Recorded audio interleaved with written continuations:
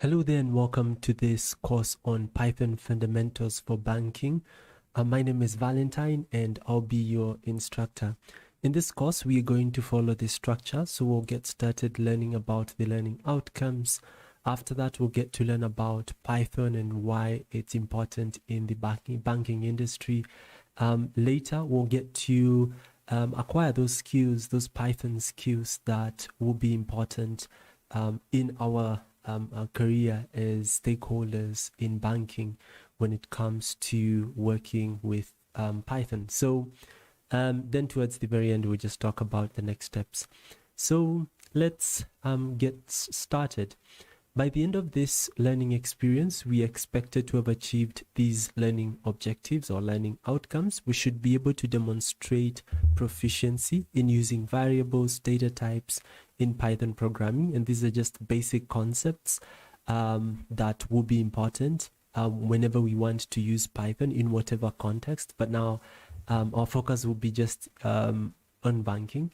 We should also be able to apply control structures and loops in Python to solve for banking related problems. So these are concepts like if statements, loops like for loops, while loops, and even getting to learn about break and continue statements.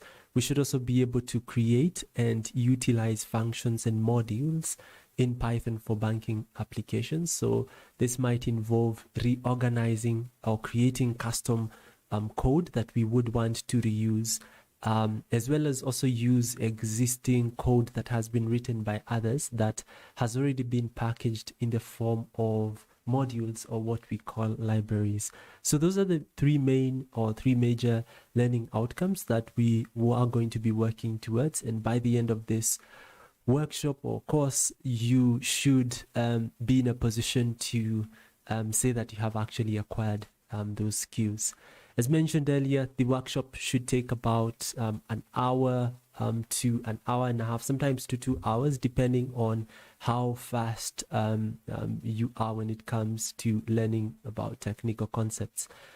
Because this course has been streamed as well as also will be recorded afterwards.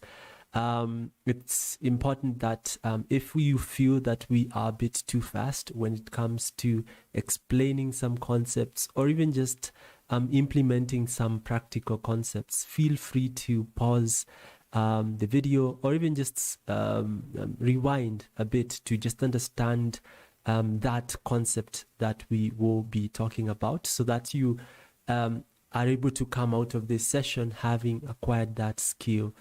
Again, also, this workshop or this course is meant to be a beginner level workshop. So for those persons who are much more experienced, this may not necessarily be the best workshop or the best course. However, you could always, undertake this course with the mindset of just filling in those gaps that you might have missed, or just being able to just refresh some of the courses some of the concepts when it comes to Python that might be helpful in your learning journey. So this is usually just an entry course when it comes to just learning generally about Python for whatever use case, whether it's for data analysis of machine learning or even just doing web development or cybersecurity work. You can think of this as just an entry level course. But we are expecting to deliver more courses in relation to data related work and more so with regards to banking. So feel free to ensure that, don't even feel free, but ensure that you have acquired these learning outcomes if you want to undertake that learning journey, and you're able to make the most out of the challenges and the exercises that we'll be providing. All right, starting off, by the way, just one more thing to give you just a preview of some of the resources that we are going to be working towards. By resources, I would mean the practice work that we'll be providing. So we will provide a sample practice resource. So for those who are not Afterwork members, which you can, Afterwork is an organization dedicated to helping working professionals acquire skills, tech-related skills, more so in data. For those who are not Afterwork members, we've provided the link to the resources or the resource that you're going to be using for this workshop in the description section. So if you follow that link, you should get to this page, and you can just click on the sample practice resource link and get to have access to the notebook that we're going to be using. For those who are already Afterwork members, you can just visit that link. You can just log in into your account on afterwork.ai, just visit the link, and it should take you to a page that looks like this. It will provide you with the course slides, the ones that we are using, as well as a practice resource that contains all the challenges that you will that will be helpful in helping you acquire the skills that you require, and also a sample solution. So for the sample notebook or resource, it looks like this. It has a few challenges up to like a third of the notebook. But then you don't have challenges for the rest of the notebook. But for the practice resource, you actually have the entire notebook to yourself, and you can be able to work on that particular the challenges, as well as verify your solutions. So that's generally about that. Just wanted to just give you a preview of what to expect, and so we can get started with just the theoretical aspect of just what generally Python fundamentals for banking entails, so that we just have a good theoretical foundation or understanding of the entire topic at hand before now going into the practice work later. So starting off, Python fundamentals in banking just refers to the use of the Python programming language in the context of banking and financial applications. And Python generally is a programming language, which is a tool that we use to write other software. And it's quite popular because of its simplicity and the ability to be able to read the code. So for beginners, Python should feel as if it's readable, or just next to just human language. So, and we can use Python to develop different types of applications. It could be web applications. It could be data related applications, like applications that probably create maybe dashboards for other users or for stakeholders in an organizations to get insights from. We could also use Python to write what are called scripts that automate processes. I've mentioned healthcare here, but actually it's not meant to be banking. But generally, Python is quite broad. It's not only it's quite versatile. It's not only used in just banking. It's also healthcare. It's also manufacturing. It's also in marketing. It's also in human resource. So there are quite extensive areas of application when it comes to the use of Python. There are various reasons why we would want to use Python. We will come to mention a few of those reasons, but one of the reasons is because of the fact that it has an extensive ecosystem of libraries. By libraries, we mean code that has been created by other users that performs a specific task. So rather than writing Python code maybe to create maybe a bar chart or histogram from scratch, you can just use code that other people have made available, which has been organized in the form of a library. And we'll get to learn how to import those libraries and get to work with an example of a library. You can be able to use those libraries in your line of work, and there are many. So if you might think of just any sort of use case, it's highly likely that there has been some sort of implementation of that, even still in relation to Python and in banking. So that's one of the reasons, like, you have an extensive ecosystem of libraries and what are called just frameworks, which is just a collection of just libraries that has been tailored for a specific use case in mind. So in terms of examples, when it comes to maybe using Python in banking, we are able as stakeholders or people with knowledge of Python, we can be able to analyze customer data in order, let's say, to identify patterns and trends that may not otherwise be just obvious. And we can use libraries, which we have already mentioned, like Pandas, which is a popular library for data manipulation, and Matplotlib. And that particular action of analyzing customer transaction data would help us understand, say, something like customer behavior, detect anomalies, and also improve maybe some personalized offerings when it comes to just products in banking. We can also develop and deploy machine learning models for credit scoring. So we can use libraries such as scikit-learn or TensorFlow, which provide us with code that we can use to create these systems which we call models that learn from historical data and are able to make predictions. And those models would enable us sometimes in credit scoring to assess, say, the credit worthiness or of a particular customer more accurately, and thereafter be able to reduce the risk of default. So you might want, as a result of assessing that credit worthiness, be able to make some decision afterwards whether or not to or to give a loan to that particular customer or not. With Python, we can also be able to implement risk management algorithms or models to maybe assess market and credit risk using libraries like Quantlib and SciPy. And generally that would help us evaluate, say, the potential impact of, let's say, market fluctuations and also maybe regulatory changes in our portfolios. So those are just a few examples of just the kind of work that one might be able to undertake when it comes to generally Python. So I had mentioned earlier there are many reasons why we would want to learn about Python. These I had talked about extensive ecosystem when it comes to libraries that perform just different tasks. There's the idea of versatility, being able to use Python in different contexts.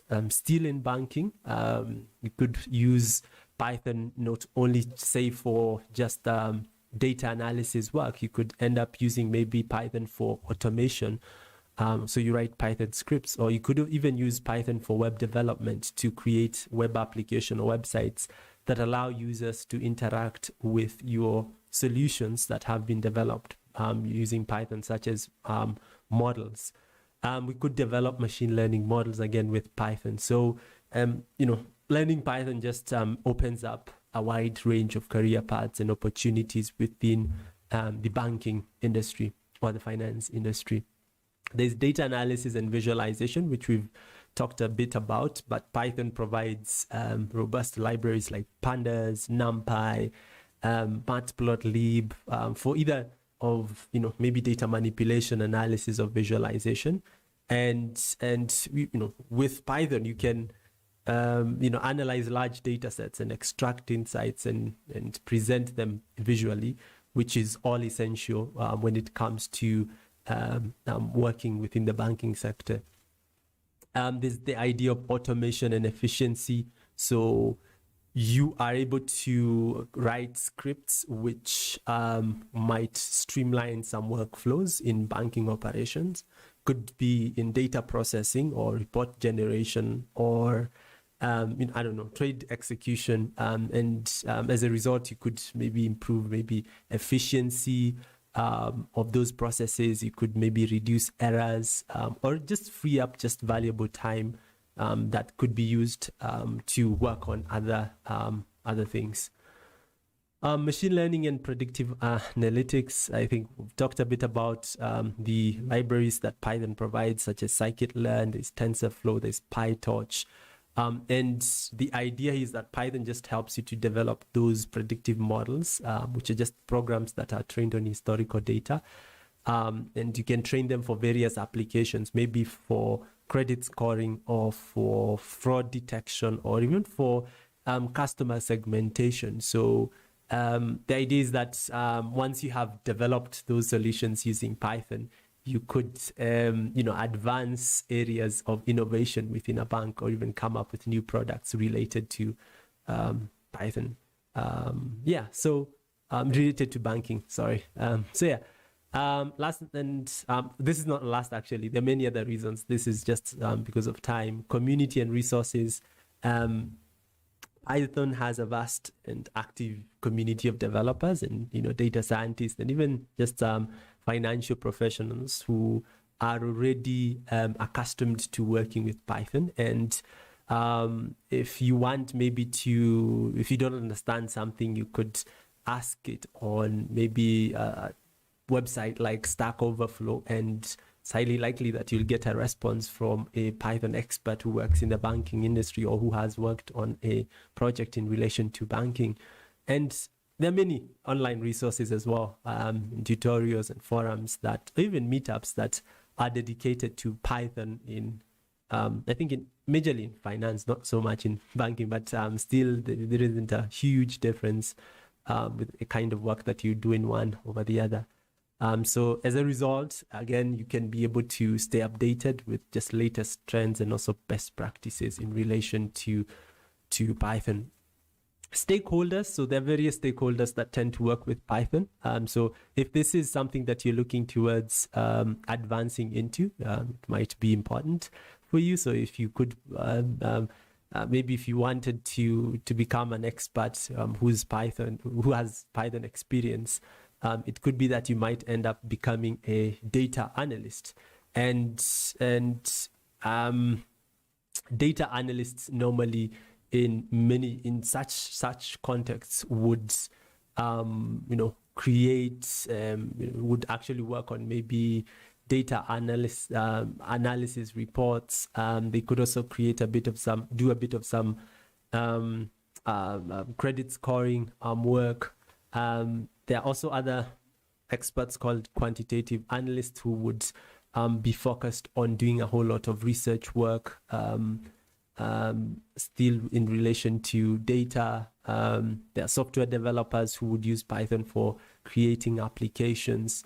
There are machine learning engineers focused on creating models. There are risk managers who would focus on building maybe risk management tools, maybe for assessing market risk, credit risk, operational risks, and other types of risks, maybe even compliance. And there are financial analysts who would build maybe financial model forecasting models, and they might want to maybe predict future revenues or expenses or cash flows. And the idea is just to help bank institutions or banking institutions make informed decisions about maybe resource allocation or even just strategic planning. There are operational managers who would focus generally on improving the current systems that are in place within banking institutions, whether that means report generation, etc. That would be something that they might end up focusing on using Python for that. There are also cybersecurity analysts who would use Python to maybe create fraud detection models that allow for just detecting just maybe anomalies within transactional data, and afterwards be able to maybe alert the relevant banking stakeholders or authorities who handle fraudulent behavior. So these are just some some stakeholders that might come in handy. These are just a few. Could be that there are many others. There are many others that we haven't talked about them. These are just a few deliverables. I think I've touched about them in the stakeholder slide, where data analysis reports would generally focus on being able to analyze banking transactional data and customer maybe demographics, understand maybe market trends, and also financial performance. And it could be that one could create just comprehensive reports to answer specific business or banking questions, and one could end up working using libraries like Pandas, NumPy, Matplotlib, or even Seaborn, which we will cover. We've already had courses also in that, but we are going to cover specifically for banking.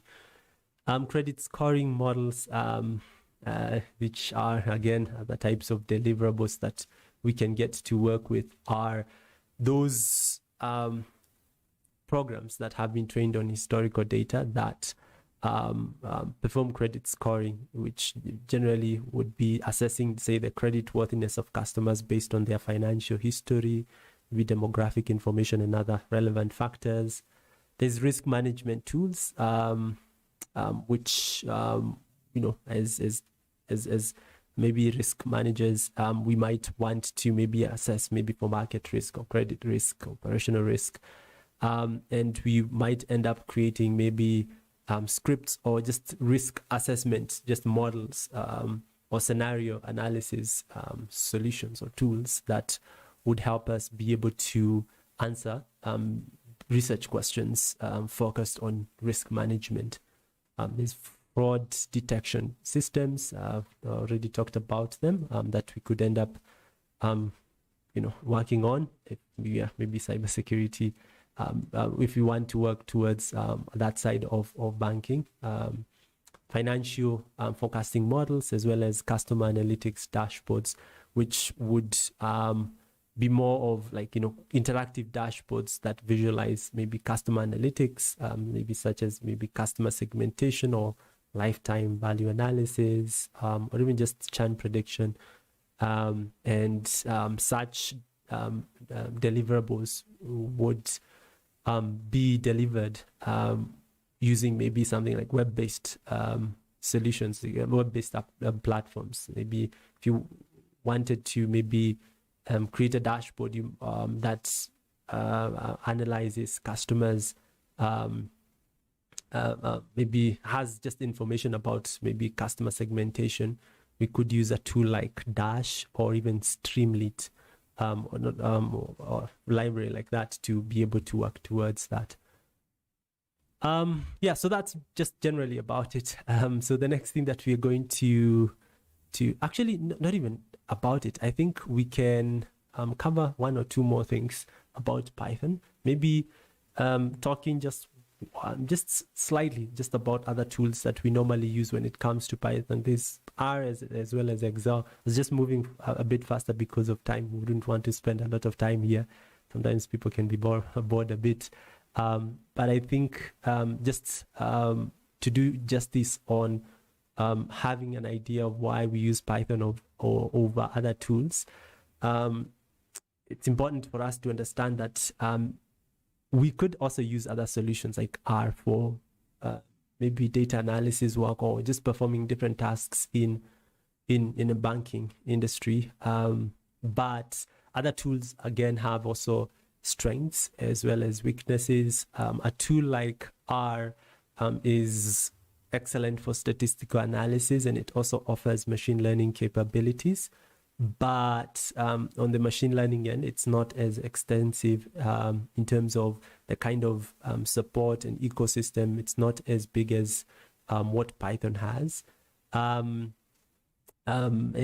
also when it comes to maybe customization and scalability, it can also be slower when it comes to large scale applications. And so R is primarily for statistical analysis. So if we have some research work, then R might come in handy. So qualitative analysts might also want to learn a bit of R.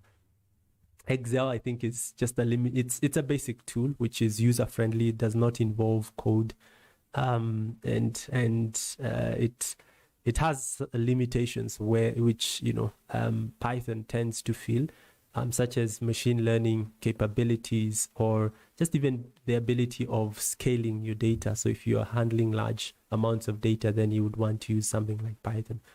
In terms of limitations, again, still Python may not be the best in certain use cases. Say, for example, if you're working with big data, which is data in the gigabytes, which not so many banks or organizations use or have. In such situations, you might end up thinking about other alternatives. So using tools like PySpark, or which are able to efficiently perform operations on a large amount of data.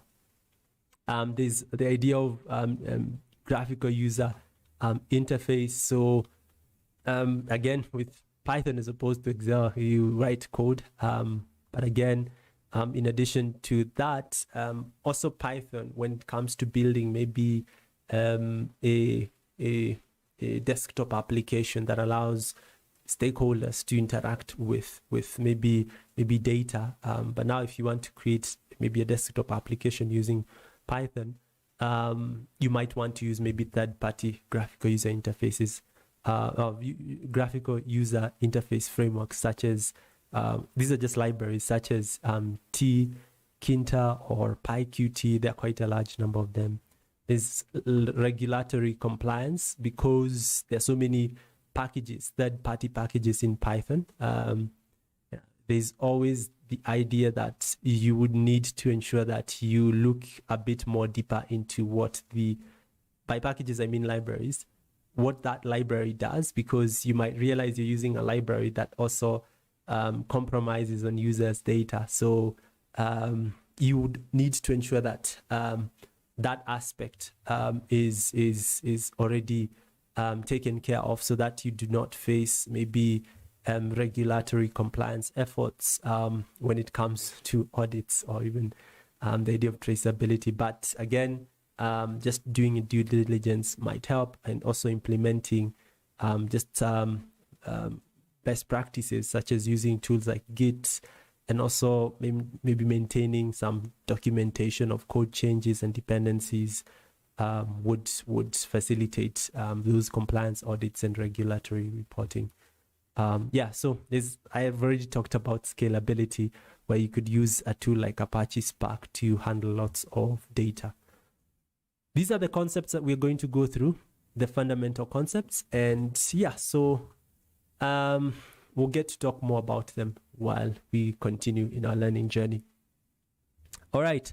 So now at this particular point, we are going to go to the link that we've shared in the chat section. So, not the chat section, in the video description section. That link should take you to this page where you can be able to work on the sample practice resource. Again, if you're an Afterwork member, if you visit that link after you've logged in, you should get to this page where you can work with the practice resource instead of the sample resource. So let's do that. Let's get to do that, and I'll be working with the sample notebook, which is a sample resource. Once you click on that link, it should take you to this particular page, and what we have here is called a notebook. And we normally, within the data analytics or data science side, use notebooks to put our data analysis work and share it with other stakeholders. So you can think of this as just a document that contains code as well as content. Get to this particular notebook, and then the first thing that we're going to do is to save this as a copy. So click on File, then Save a Copy in Drive, and it should open a new copy in your tab, on your tab at the very top, and close the original one because that's a master copy. If you don't do that, you won't be able to save any changes that you have. So once you close that notebook, it will be gone forever. You won't be able to have access to it. But if you want to still have future access, save this notebook as a copy by going to File, Save a Copy in Drive, and you can be able to save your changes and save them in your Google Drive. Once you've done that, you will need to connect this notebook. Let me open mine in playground mode so that I don't make any changes to the sample notebook. Okay, good. So the next thing we need to connect this notebook to Google servers. We are going to be running Python code on the cloud, so that's what we need to do. So connect by clicking on the connect button that's on the top right. It will say connect. Connecting and may take a few seconds depending on your internet, the strength of your internet. And once it has connected, it will just say connected at the very top, as you can see. All right. The next thing that we need to do is now to go through each and every sections. So these are the concepts that we have. We have categorized into these sections. So we'll start learning with just the basic concepts in relation to Python. So let's expand this section, the first section, and expand. Don't click on this icon. Just expand the first concept, variables and data types. All right, starting off, when it comes to working with programming languages, sometimes we might want to hold our data, somewhere, and then be able to perform an operation on that data. And that somewhere at the basic level is called a variable. It's a container that allows us to store data temporarily and later onwards be able to manipulate and perform different applications or operations to it. The data that we tend to work with also comes in different forms. So there's text data that we can work with. There is numerical data that we can work with, and for just when it comes to Python, we tend to treat as that type of data as what is called data type. So we might have some piece of text like my name for someone, let's say John Doe. That is a text, but in Python we normally call it a string. So it's a string. It usually has a string data type. So it's a data type is just a classification that we assign to a piece of information that allows us to be able to later onwards perform some set of operations. So if I assign maybe a number, say something like an integer data type, I can later onwards perform mathematical operations on that data type. So if I try to maybe perform a mathematical operation on a string data type, which is text, and a numeric data type, which would be an integer, I will get an error, and that's not what we want. So generally, the idea here is to understand we have variables, which are containers, and inside variables, we store different types. We can store just one piece of information, but that piece of information can have a classification, which is called a data type. So for example, we have customer name, which has the value John Doe, but John Doe has the data type string. Customer age has the data type in Python. We usually call it an integer, 30, because that is an integer. Customer balance has this data type 5,050. Let me just even zoom in a bit so that we are able to I think that should be good. So 5,050. So that's in Python we call it a double, which is generally decimal point. A double.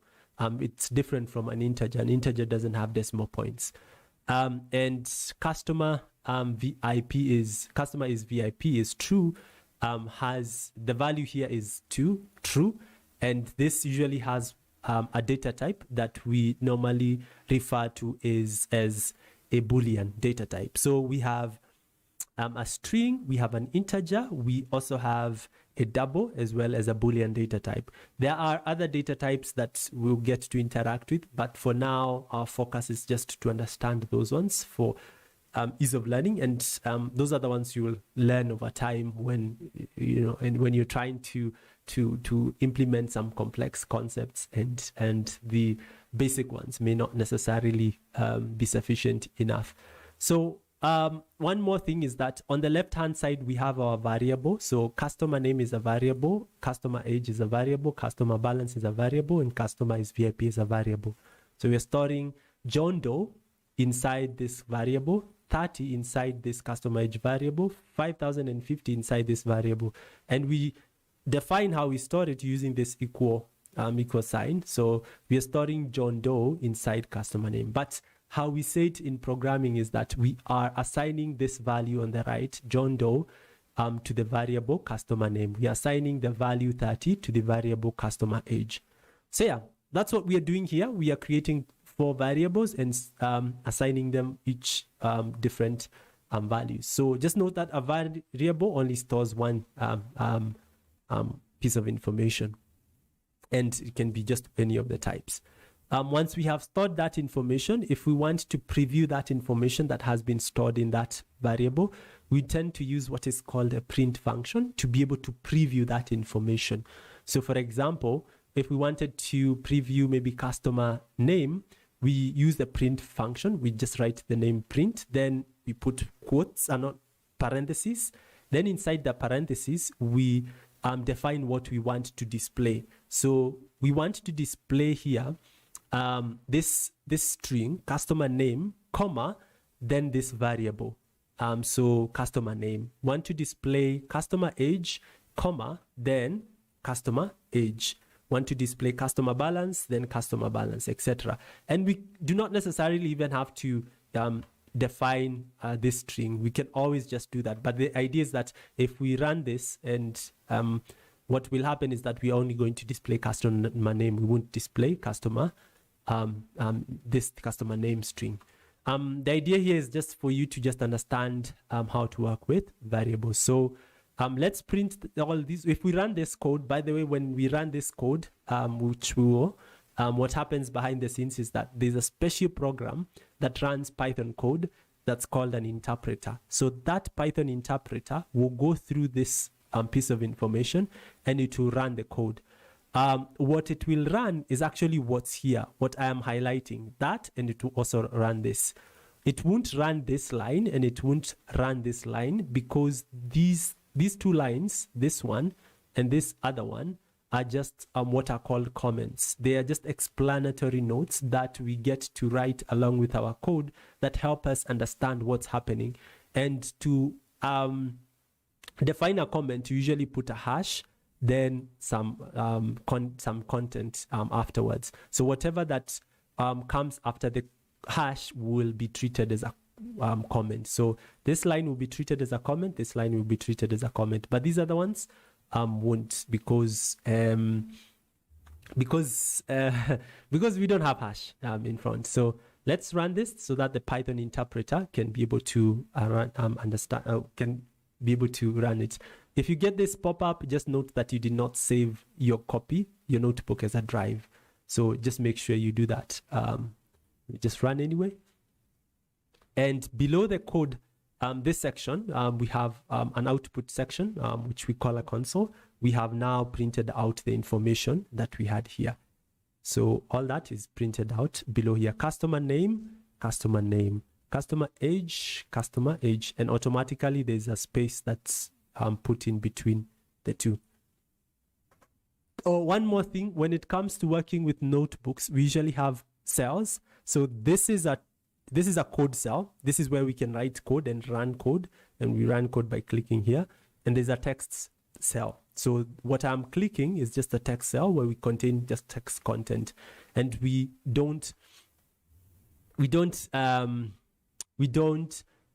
execute code within a text cell. All right.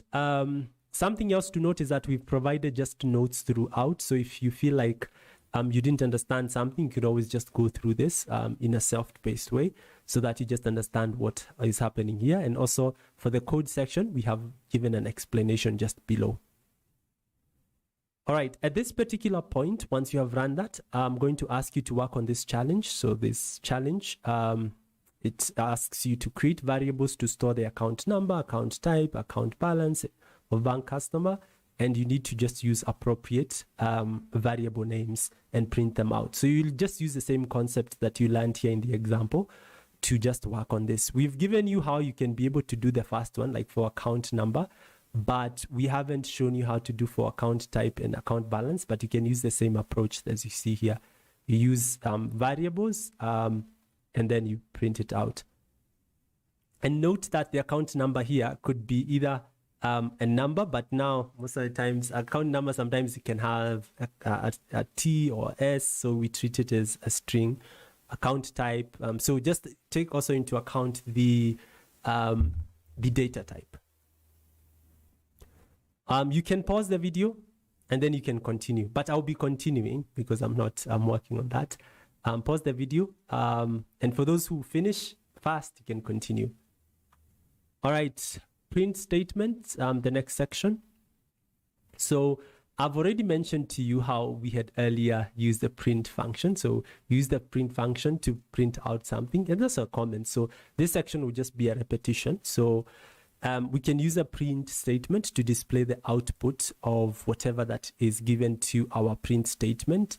So for example, in our case here, we have this comment, which is what it explains that this program or this script or this code, and when we work with programming languages, we work with code. So we write code. This program on code, we can also call it a program. So this program displays the current balance in a bank account. So balance is 1,000. Then we print out this string, current balance in the account is, then comma balance. I mean, behind the scenes, even when you look at your computer or your SMS message or a web application or even a mobile app, and it tells you current balance, it's just printing out that happens, as you can see here. All right, there's a challenge here. You can work on it and declare the variable account number with and print it out. That's what you just need to do. You can pause the video, then continue afterwards. The next concept, arithmetic operators. We can perform mathematical operations on numerical values. So if we store values inside variables as shown, the bank account balance, so we store 100 inside balance, withdraw amount, let's say 500 inside withdraw. We can calculate the remaining balance after withdrawal as shown. So balance minus withdraw, which will be the remaining balance, and then we print out the remaining balance. And there are other operations or operators that we can use, arithmetic operators. There is the plus, there is minus or subtraction, there's multiplication, there's division, there's modulus, which returns a remainder. So instead of getting, if we say balance modulus withdraw, what we would actually end up getting is 0, because 1,000 divided by 500 would give us 2. There's no remainder. But if it was 1001, we would get the remainder 1. Modulus is usually important in certain cases. Maybe you want to determine whether a certain number or certain value is odd or even, then that can be important. Sometimes we use that approach when it comes to maybe styling or like making, the data, the table or the visual elements that you have, or a table have maybe alternating colors, so you can be able to define that for every even number you want a specific color. So let's run that, and we can see that this is, I just use a modulus here, so it gives us 0. So I can change that, and I put minus subtraction, so we can get 500. All right, work on the challenge. Pause the video, and then we can continue. By the way, for those who have Afterwork membership, you could always just go through the solution notebook to just verify your solutions. So you can go, maybe for the first challenge, this is what was the answer. And for the second one, this is what was the answer. For the third one, you can do the same thing. Okay, moving on, F strings. So F strings are more like print statements. And they allow us to now print out variables, but now variables within strings. So for print statements, we had our variable at the end. So what was printed out, the variable was printed at the end. But what if we wanted this variable to appear somewhere inside? So we can use what is called an F string.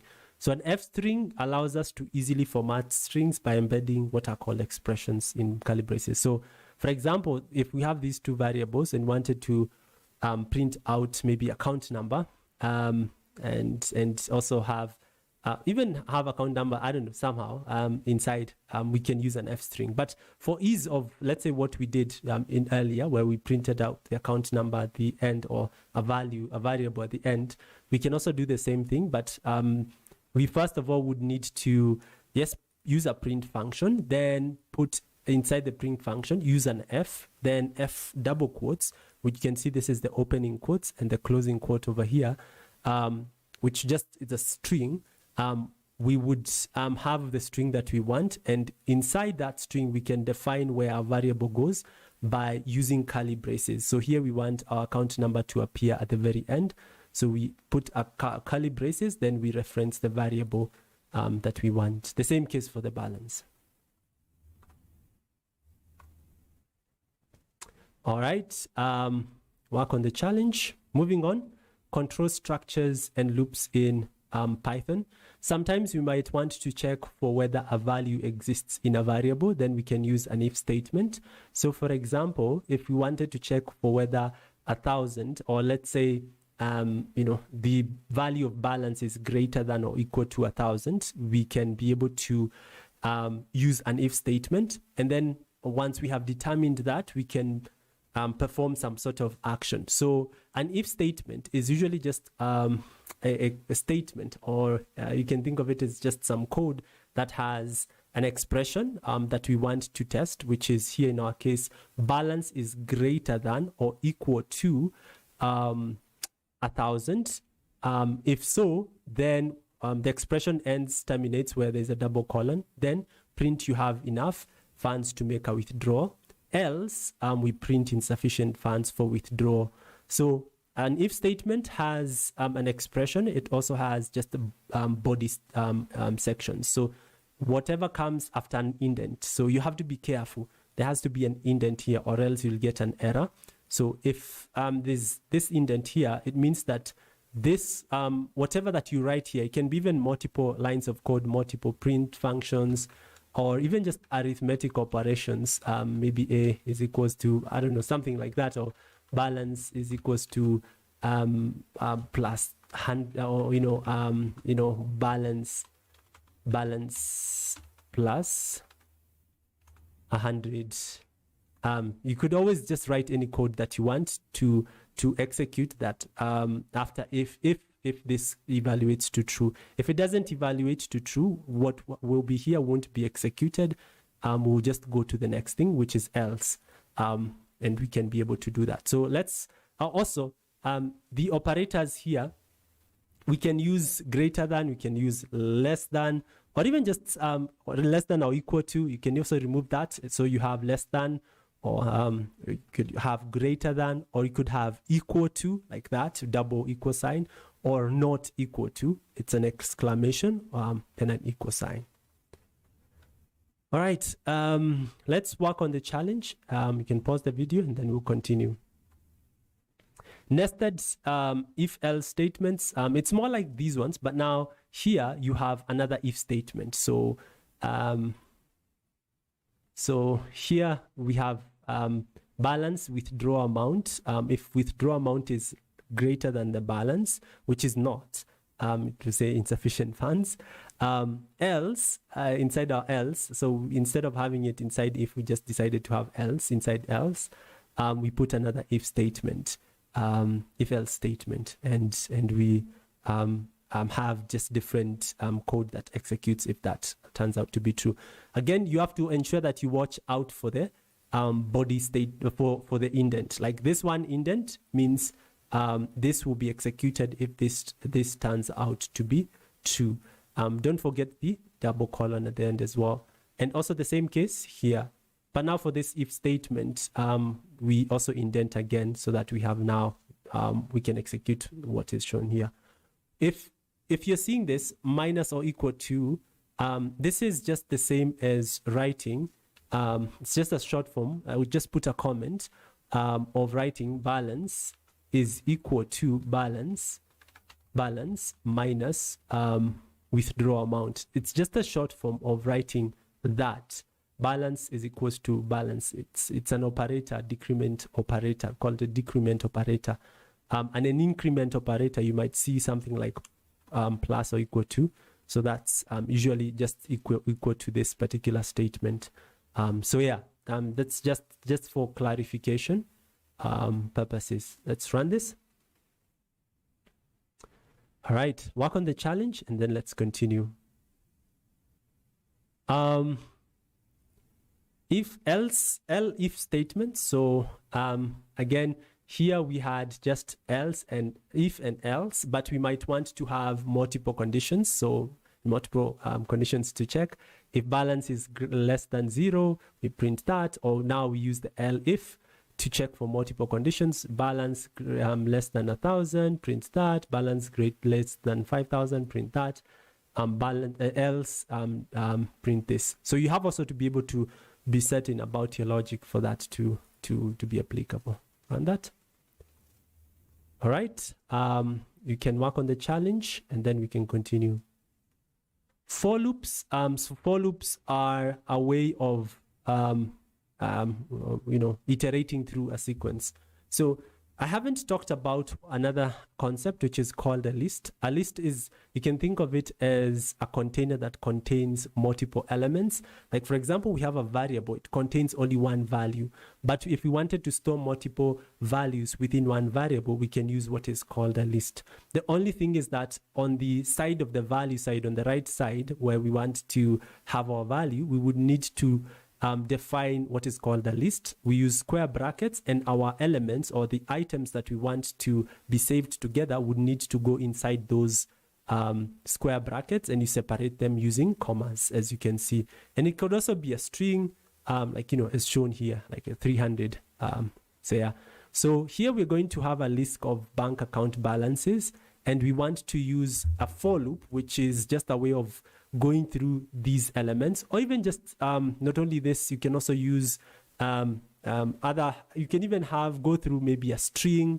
You can use a for loop to just go through just different elements. We use a for loop, the for keyword. Balance will just contain the current item, and we use the in keyword to define what exactly we want to iterate through. Then inside the body statement, just like an if statement, we have what we want to execute. So account balance, we'll go through now this list. The first instance, account balance, which is the first item, is 1,000. Then after that, we go to the second one, iteration. It's 2,500, account balance 500, account balance 7,500. All right. For now, you might not see the challenges, but for people who are doing practice work, you could be able to see the challenges. So for loops, you will see a challenge. So you can work on the for loop if you're an Afterwork member. But if you are not, consider becoming an Afterwork member. Helps a lot in ensuring that we're able to sustainably deliver these workshops for you. All right, moving on to, you can pause, work on the challenge, and then let's continue. While loops are more like for loops. The only thing here, you usually have some conditions. So you have to check for a condition before you actually perform the loop that you want. So for example, we have, let's say, two variables, balance and interest rate, and also actually three, here's 0. So we have this condition. So we use more like a for loop, but now while balance is less than 2,000, if it's less than 2,000, which it is, we perform this operation. We actually execute what's happening in here. So this, I will again provide some shortcuts. It's more like balance is equals to balance times interest rate. Actually, it's balance. So balance, because the plus balance, the plus one, it's actually here. So it's more like this. This is just a shortcut of what we are writing here. The same case here, this is years is equals to years plus 1. So this is actually what enables us to continue the iteration. So the first iteration, we'll start off with balance. Balance is 1,000. We do the calculation. We have balance, and then that balance will actually remain. If balance is 1,000 and we started it at 1,000, actually we'll get, maybe balance might be 1,200. Let's say 1,200 in the first iteration. Then we move on to 1,000. We move on to years. So years is 0. So we go year 1. Year will be 1. So balance is the next balance will be, maybe it was 1,200. Go to 1,300, 1,200. Or no, 1,200. You go to 1,201. Then we 1,202 go again, 1,203. But again, all these ones increasing. So let's run this and see. It took 15 years for the balance to reach to 2,000. All right, you can pause the video and continue with the challenge. Break and continue statements allow us to like break off. So within maybe, let's say, a list, we might want to break off, let's say it's maybe at 150. Like it adds some complexity. Assuming that we wanted to break out of this for loop, out of that iteration, maybe want only to get certain records, then we can use a break statement that allows us to do the same thing. So inside we might want to maybe have, you don't have to have an if statement, but here we have an if statement. So if balance is less than 0, then print account balance is negative, exiting the loop. It will exit completely and you will stop. It won't execute anything that happens after. So this might happen we might print 100 and 200. We might do that for just 2 iterations and be able to do that. 8, you can see 2 iterations, and then we just exited and printed out what is here. So it just allows you to break out of the loop. That's the break statement. But if you want to break out of the current iteration and continue to the next iteration without printing or executing what happens next within the for loop body statement, then we can use what is called a continue statement that just skips the continuation. It skips what's going to be printed within that iteration, what's next going to be printed within that iteration, and continues to the next one. You can either, by the way, study closely the two cases and understand what's happening. All right, work on the challenge and then let's continue. I'll be actually stopping in a few. I'll let you continue working with in a self-paced manner because it's almost it's taking time. But yeah, so string manipulation, we can also be able to manipulate strings. So for example, we might want to maybe convert maybe a string to uppercase or lowercase, and we can use the uppercase function. We just apply it to the variable that we want to be able to do that. So you can refer to the text to just really understand what's happening. And in our case, we are also using /n to just say next line. So in the want to print account type in the next line, we just put a /n rather than so if we don't have this /n, we would have account type over here. That's something to do with programming, as you can see. So for ease of just printing out clearly, we just use that. Work on the challenge for that. There are lists. Lists I mentioned that you just use lists to store multiple items within one variable. But in some cases, we might also want to ensure that we're not able to modify those elements. And we can use not a list. We can use what is called a tuple or tuple. Maybe in some cases where you don't want to modify maybe something like bank account numbers, then you can be able to do the same thing. So here we're going to create a list customers and then display it. And then we're going to create a tuple. A tuple we usually use not square brackets, but just parentheses, and then define what we want there. Then we are going to print out. And we can actually retrieve elements from a list and a tuple just the same way, or tuple.